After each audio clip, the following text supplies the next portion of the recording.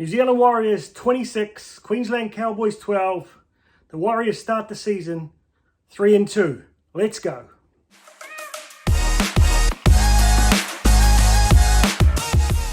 Hey team, welcome back to the Warriorholic. Celebrating a massive win by the boys against the Cowboys yesterday.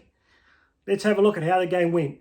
Before we get into it, I want to take a quick couple of minutes here to celebrate my boy, the ultimate warrior, Jazz Tevaga, making a long way to come back after a big long stint there with injuries at the end of last season and throughout the off season there.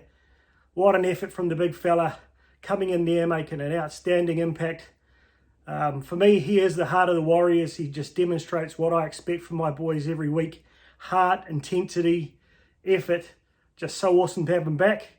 You can see I'm paying tribute today with the Jazz Nut hairdo. Just like the boys Dylan Walker and Adam Blake getting behind Jazz.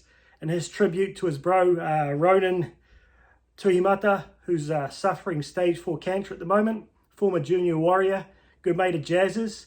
A lot of you will have seen in social media over the past couple of months that Jazz is making a big effort to raise some money for Ronan this year. So I'd really love you guys to go and check out Jazz's Instagram. He's running a lot of raffles there, and he's committed to giving a certain amount of donations for every positive play he makes throughout the season. He's going to keep his hair short like this, so let's get behind him. I'd love to see a whole bunch of fans turn up there at Mount Smart for the first home game, sporting the Jazz Nut. Get in behind it, shave your heads, get the tape on, and go and have a look on Give a Little. It's called Relief for Roman, R-O-M-A-N, and it's 4 with the number 4.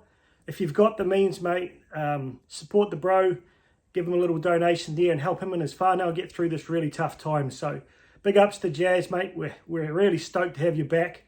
And as Warriors fans, we're happy to help out with the cause. So to the game itself, for those who watched my pre-game predictions, I had a few things I was really looking for. I was torn between heart and head here. History tells us we probably shouldn't have won this game. But the heart told me if we played with the same intensity and effort that we've done for the past, first couple of games of the first rounds of the season and the pre-season game against the Tigers we had every chance to win. What I needed to see was 100% effort from everyone throughout the 80 minutes. I needed to see our forwards dominate their pack. I needed to see fast line speed take the time away from their X-Factors players. And I needed to see SJ step up his kicking game, show a bit of variety, pin them in their corners. The boys must have been watching because they ticked every damn box. We did it, people. The Warriors beat the Cowboys up there in the heat of North Queensland like no one expected except us hardcore, real faithful Warriors fans. We're going to go a little bit player by player with some rankings here and see how we went. Couple of points of note. We had Tohu's 200th game there, so it was great to get the win for him. And Tane Taupiki coming in for his debut, so we'll start off with him. You couldn't have asked for much more from a young kid on debut. He's not a big boy, but damn, he played with some heart. Really, really solid under the high ball. Made some big old front-on tackles there, right on our line to stop people. So I'm giving him a 7.5 out of 10. Just got to leave him a bit of room for improvement there, because as good as he was, there's always room for improvement. He ran for 150 metres, 8 tackle busts. That's probably more combined than the whole of the Queensland team put together. So Vossi was talking about it in the pre-game that he had one of the highest tackle busts in the Q Cup the last 2 years. So great to see he's carried that through to first grade. Definite backup there for CNK whenever that fella's out, and I think he's got the potential to be a long-term superstar. So well done, Tane. You really held your head up high. Really proud of your effort. Ed Kossi, another guy that a few people were a little bit concerned about coming in for Dallin since he's been injured. I've always liked him. Big body, solid, runs hard, got a bit of speed there. A few concerns over his hands and the like, but he has not made any errors in the time he's been back. 114 metres, 1 line break, 1 tackle break, and he got the try there thanks to Pompey. So I'm giving him a solid 7. Couldn't really ask for much more, particularly those yards off, the hard yards off our line. My man Montoya, I'm going 9 out of 10 here. I could have probably given him more. What do we got here? 25 runs, 246 metres, 3 line breaks, 6 tackle busts and 2 tries. Sign that boy up on a long-term deal, mate. He's the heart of the Warriors as well. You know, I love the way even Brandy talks about him like being a man of granite, that he actually injures people when he's on offense. Love the boy. So 9 out of 10 for him. Viliami Vaira coming in late there for Viliami, who got, I'm not sure exactly what the injury was, but I heard it's 3 to 4 weeks, so it might be a calf or the like. So late inclusion. I don't think he let anyone down without being, you know, super outstanding. I'm going to give him a 6.5 out of 10, you know, purely because I still think he's got a lot of room to grow there, and he probably could have, you know, done a little bit more than he did. But 147 metres, 2 tackle busts. You know, not crazy stats, but I like the way he linked up well in defence with his edge partners there. Really, really solid effort. So, yeah, 6.5, 7 out of 10 for me. Pompey. So, as I've harped on a little bit over, you know, the first couple of rounds, very solid in defence, but I've always felt like he'd get a little bit more post-contact metres for a guy his size. He ran for 152 metres, the most out of any of the backs outside Montoya. Post-contact metres was 42. That was the most out of the backs. That try he set up, going straight over the top of you know, world-class winger there in Valentine Holmes, holding off 3 other guys, you know, 4 guys on him in the tackle, gets the pass away for Kossi in the corner. I think it was a real point that, you know, gave me confidence we were going to go through and win the game. So, you know, the bro's stepping up, improving week by week, and definitely showing he can hold his own. He's still young, so plenty of room for improvement there. Tamati Martin. So he's one of the ones that, you know, I've kind of felt like SJ's dominated the offense for the first few games, and haven't really felt that Tamati stood out. But this time I sort of watched him a lot closely, because I think maybe I've been doing him a little bit of injustice. We saw, you know, his sleight of hand there set up a couple of tries, those little soft hands, the skip passes, that the speed he showed down the line there when Barnett put him away. He showed some really intricate signs that I think he does a lot more than we realise. He's standing out a little bit more, you know, wider, perhaps than we expect from the halves, because SJ is pretty much first receiver a lot of the time. In fact, Dylan Walker came in at first receiver a couple of times. So I don't think he's playing the traditional role of a 5/8, but what he's doing very well. He's leading our kick chase a lot of times, and for a little guy, he's putting a lot of, you know, first up solid hits on defense here. Guys that are much bigger than him. So, yeah, 8 out of 10 for me, for him this week. SJ. So the guy under the most pressure, a lot of people didn't really believe he had what it took. You know, there was a lot of pessimism around him, but he's taken small progressions every week. You know, he's taken a huge amount of responsibility, running the whole game, being first receiver the majority of the time, doing all the kicking. And I had some key things I was looking for from him. I really wanted him to run more, take on the line, create that indecision. So he's drawing in the attackers to create space for his guys out wide. He did that. I asked for him to kick a lot lower down into the corners and hold them there, so we can put the pressure on those, you know, the opposition having to beat the ball, or, you know, hit the ball up off their own line. He did that. He put up a couple of really pinpoint bombs that actually landed right on the try line, which is what I was after. The first bomb he put up at the game was actually a floating bomb for the first time I've seen, you know, this season. That put a lot of pressure on the young fullback there from the Cowboys, who took it well to his credit. He had a great game. But all in all, like, you know, granted he missed a couple of tackles, but I think across the field we missed a couple in an expansive game there. But he stood up and made some really solid, you know, one-on-one tackles there against the Fords. So 9 out of 10 for SJ for me. Really proud of the guy. You know, there's nothing more, I don't know, heartening as a fan to see that big smile on his face here when he's engaging with the fans. You know, when they're giving him stick, taking those kicks, misses the first one, hits the post, gives him a chuckle and a nod, as if to say good effort there with the banter. Then he nails the next one and gives him a smile. So, you know, it's great to see a happy SJ, and I hope he can stay fit and keep playing like this, keep progressing, because he could be a real indication on how the Warriors go this year. So all in all, I thought the backs, you know, I was a bit worried how we'd go competing with the X Factor. They had all over the field, but I think we won that battle. Everyone held their own and dominated their opposition. Maybe 50-50 for the 2 young fullbacks, but overall I thought we won that battle, so congratulations to the boys. On to the Fords. Adam Fanua-Blake, 8.59 for me, 144 metres in 41 minutes. 58 post-contact metres, the most of anyone out there. I think I don't know exactly how they score the amount of tackles you make in the NRL. I think it may be the first person to make contact gets credit for it. But the amount of tackles Adam Fanua-Blake, Tohu Harris and Mitch Barnett make around the middle there, particularly those ones where the opposition's trying to hit it off their line, are just phenomenal. So, last season I felt like he was a little bit disheartened. He seemed a little bit lonely, to be honest. Potentially a little bit overweight, but this season I think he's built a really good friendship there with Jazz, Dylan Walker and Mitch Barnett from all accounts, and he just seems happy. He seems fitter than I've seen him since he's been at the Warriors, and he's been devastating. So, all ups to that boy for that size, to be able to play the minutes he did, have the impact he did in that heat up in North Queensland. Awesome effort, bro. Bunty, I'm wondering if he was actually injured. He ran really hard when he was on there. Didn't really seem to have a huge impact. He gets involved. He's like the second or third tackler a lot, but he only played 17 minutes in total, which seems a little bit odd. Whether it's because he wasn't having the impact, I'm not sure. But, a little bit of a concern there that he only ran for a total of, 37 metres in his 17 minutes. So, not sure what's going on with the big fella. He is a fan favourite. He runs with a lot of energy, but I'd just like to see that a little bit more from him. Not sure he is really the starting guy. He's a bit better off the bench there, so potentially Ali might come in ahead of him next week if we've still got a couple of guys out. So keep up the hard work, Bunty. Want to see you getting up around the 8s and 9s there too next week if you're in there. Wade Egan, 8.5, 9. 67 minutes, with his 2 stints off there.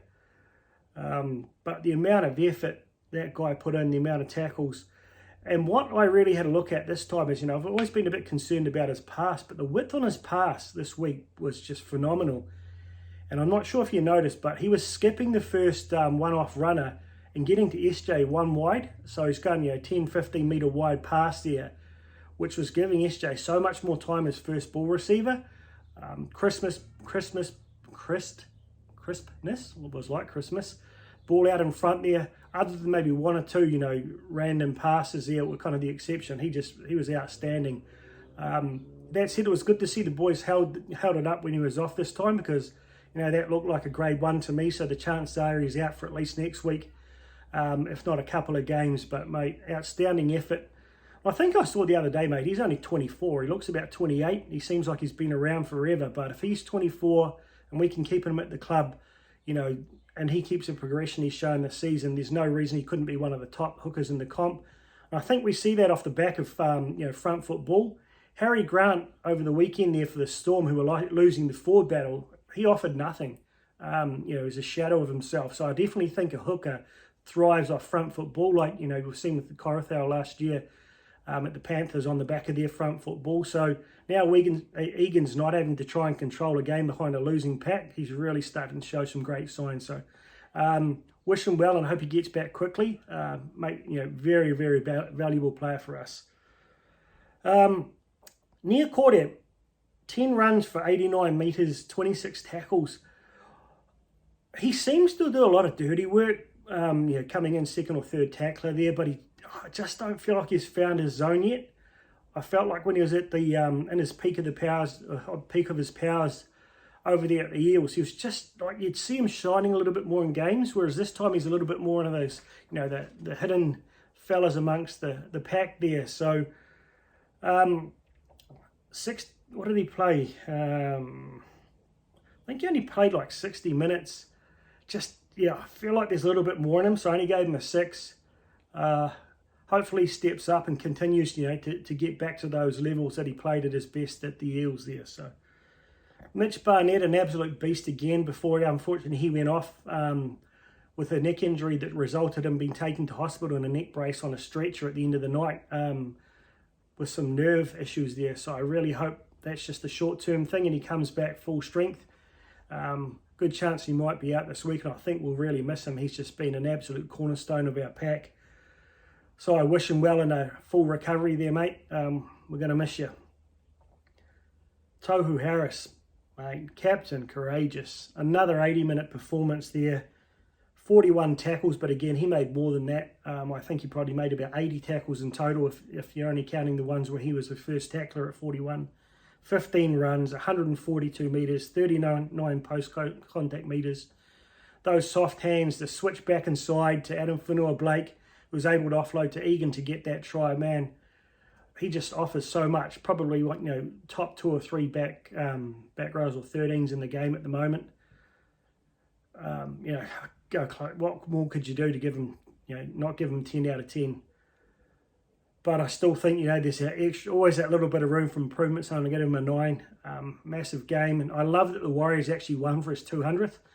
So many times we fall over in these, big celebration games. So Tohu, congratulations, mate, you did it yet again. Pack versus Pack, we didn't see anything from, Tamalolo, just a couple of runs there. Tuolangi, they had, like I said in the pre-game, every one of those guys, well noted, but we matched them and dominated them up front. So our pack won that battle and we won the game. So nothing but compliments there for the boys. So then we get to the bench. Dylan Walker ended up playing 56 minutes, 20 runs, 157 metres, 38 post-contact metres. It's hard to know what position they actually have him on when he's on there. He's played a bit of dummy half. He's playing like his running role at times is like a middle forward, almost a prop, taking some of the first hit-ups off the kickoffs. Yet he's taken a lot of first receiver ball as well, almost, playing like he's a half. So it kind of makes me feel like a lot of our guys are playing in non-traditional positions. What position is Tohu actually playing? Half the time he's prop, half the time it's like he's a half, and the other time he's like a running back rower. So it's interesting the way Webby's got the boys playing with a great deal of variety, but Walker, intensity, effort, other than the one silly little leg grab there that led to a penalty, man. 8 out of 10 for me. Not sure he's best suited to play in the dummy half role, I've got to say that. I actually was surprised to see Ciro went all right there, but I like him when he's in a bit more of a running player there on attack, one out or, first receiver. Jazz, my man, the Ultimate Warrior. Love to have you back, mate. That was just, first game back after playing half a game in New South Wales Cup last week after such a long stint on the sideline, 2 or 3 injuries to get over. It must have been such a hard effort to get through that off-season. Then with his bro sickness, but man, just stepped on that field like he'd never left it. In fact, I really felt like he's got his aggression and his passion under control and really didn't give away any penalties or no head explosions this week, which absolutely brings us value. And I feel like that partnership, it's hard to tell them apart. Him and Walker just working so well in sync there together. Smaller guys, really fast across the ground. I think they're going to be a real point of difference for the Warriors with those second half interchanges this year. When you get up against those big 4-packs, tied 4-packs, man, I'm excited to see what those boys can deliver. A lot of people sort of question whether he'd even get a run in first grade this year, but for me, he's a no-brainer. He's in there every week. Him and Walker off the bench is such an injection of energy. So, well done, Jazz. 8 out of 10 for me. Probably would have been closer to a 9 if he'd played the whole game. Tom Ali, I'm giving him a 7. He only played 22 minutes, but 120 metres versus what Bunty got, with his, almost twice the metres. So, I think he's showing enough that he could almost be a starting prop when our first choice guys aren't there. He comes across as, like the, his name escapes me, the Panthers reserve props last season where they're not, world-class superstars, but just the injection of energy. They just don't drop the level that we've seen, set by our starting prop. So I'm really excited to see him right from his last couple of games last year. I had a lot of faith that he was going to be a star for us off the bench going forward. So, well done, Tom. Ciro, again, I feel like he could, he's one of those guys, he offers so much in his variety. He can play, second row, he can play, back row, he can play hooker, he can play, 5'8" at a pinch, he can play centres at a pinch. So he gives you a lot of variety there. But unfortunately, I think having the variety that Jazz and Dylan Walker play, I think he may struggle to get bench time once these boys get back into the pack there. But that said, he didn't look out of place at hooker. Perhaps struggled a little bit with the lungs, struggling to get to dummy half a couple of times there after he'd been there for a few sets. But his delivery was pretty good and crisp there. So all up, I'm giving him a 6 out of 10. Didn't let anyone down with effort. So well played. Our bench, I think, is going to be a point of difference for us going forward. Clearly beat what the Cowboys had to offer. So I can't praise the boys enough there. Looking at the Cowboys, I guess for their fans, and you see Todd Payton in his post-game review, looks really disappointing. I guess their fans are a little bit disheartened. You can probably use the excuse they had a lot of guys out at the World Cup, probably a little bit tired there, but they just don't seem to be gelling. Get up there in their face, disrupt them, take the time away from them, and none of their guys look like genuine superstars. I think Val Holmes was the one guy who made a lot of effort. Reece Robson at hooker there in the first 20 minutes.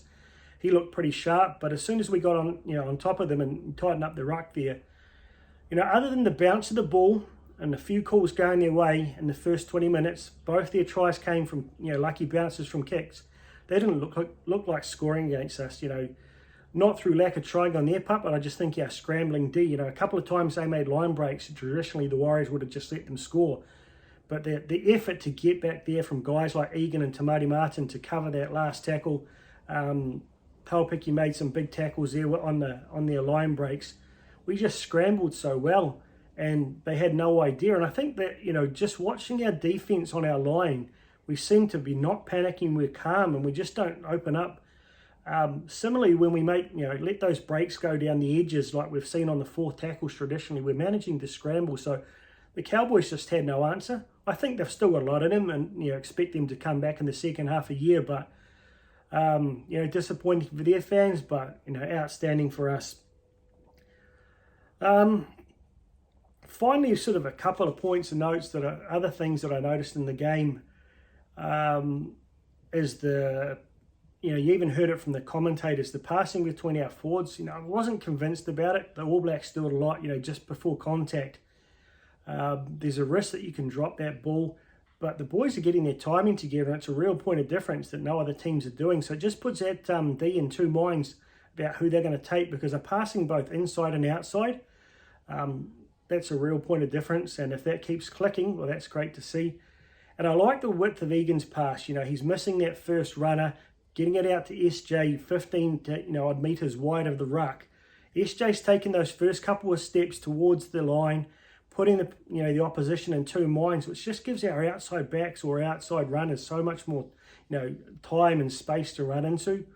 I love the SJ drifting across, stepping inside, then flicking the pass away, getting the quick play of the ball, Egan getting a quick pass away to Tamati Martin, to put Pompey away for his last try. The combinations are there. It's just so exciting to see. Look, I'm not getting away ahead of myself, but I think it was ironic we were playing the Cowboys, because I think there are a lot of signs of the 2022 Cowboys in us. No one had any faith other than the hardcore Warriors fans that we could really compete this year. No one's saying we're going to win it at this stage, but I think we're going to be a lot more competitive than a lot of people thought. We've seen when key players have gone off, we've held it together, we've got depth there. I think we can go deep in this comp as long as we keep, some real key players on there like Tohu and SJ at the moment. Exciting times, and I just love, you look at the passion and the heart in Webby's eyes. It's like, they're his own kids, the way he's got this team going. The way the team are playing for each other, just you can see the camaraderie and like they're playing like brothers. They seem so happy to be out there, which is all I've asked for. I just want to see the guys compete and play with heart to the same level that us fans follow them. So, this is the happiest I've been as a Warriors fan for a very, very long time. That was the most, complete effort I've seen in recent memory. I honestly can't put my mind back to a better game. We're probably going back to 2018, and that year we had that real fit team with Colvo as a trainer, but still I don't think we played with the same consistency and heart across the park. I mean, the final thing I'll say, I put out a tweet yesterday saying, name one player who hasn't played with heart and effort in the first three games for the Warriors this year. You couldn't do it. We've made our mistakes, we haven't maybe been at our best. It took SJ 3 games to really start hitting his straps. But the effort's been there across the park, and that's all I can ask for, mate. All in with the bloody Warriors. Bit of a long listen today, but I hope it was worth it. Let's see a few more people out there with the Jazz nut. Show your support for Roman and Jazz and the Warriors. Let's see this here at Mount Smart throughout the season. I'm going to be rocking it. Let's go, the Mighty Warriors, all in for 2023.